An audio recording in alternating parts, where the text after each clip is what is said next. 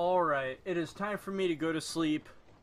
But before I do, I want to make one more commentary because I've been uploading these videos and downloading them to my computer and editing them so much and so much and so much. I'm at Drang Lake Castle now. So for all of the bosses that I've encountered and that I've beaten, the upload slash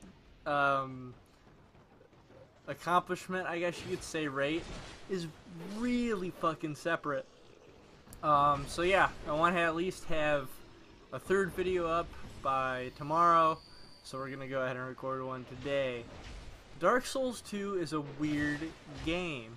I've had this very strange love confusion relationship with it.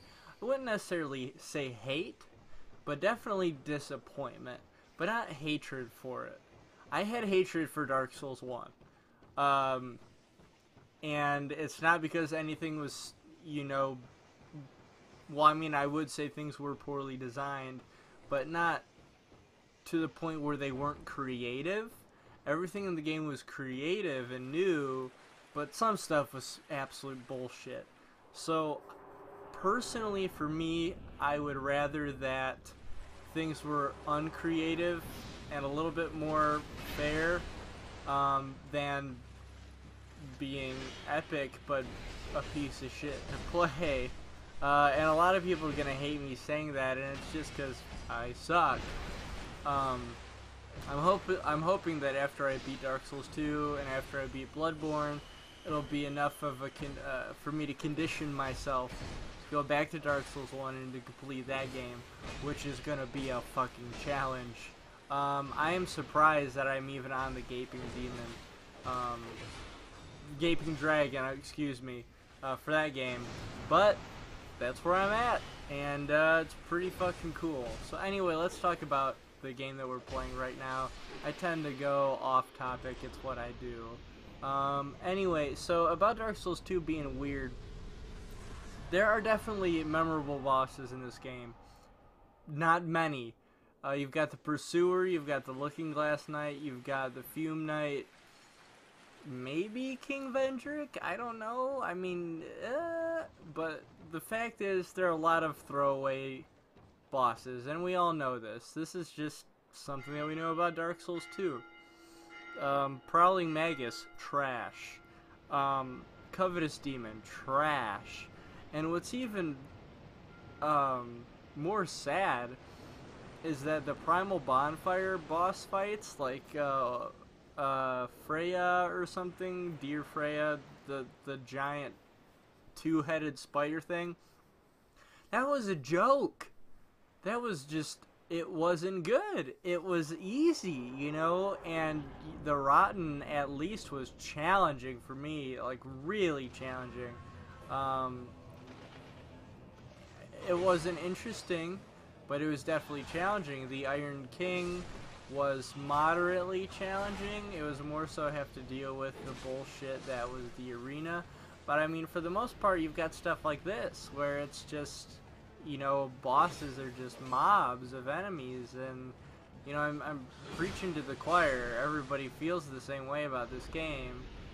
But my point is that for some reason, this game still has such a curious charm to it.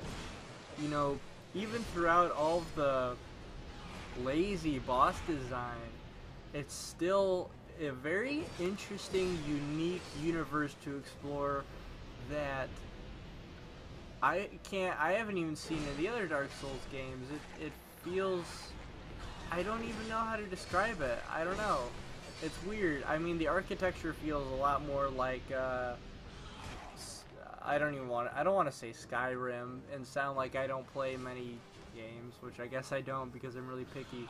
But the architecture is very dwarven, and like some of it is even like Aztec, and Drang Lake Castle is very Eastern in architecture, so it's just very, very different from Dark Souls 1 and Dark Souls 3. It does not feel very medieval, actually. And I feel like if Miyazaki, for some reason, looked at Dark Souls 2 and said, this has a lot of charm to it, a lot of potential. Let's go back, let's recreate this universe, let's recreate Drang Lake, and recreate the bosses. Let's fucking get rid of all of the mob bosses, let's get rid of all of the filler bosses.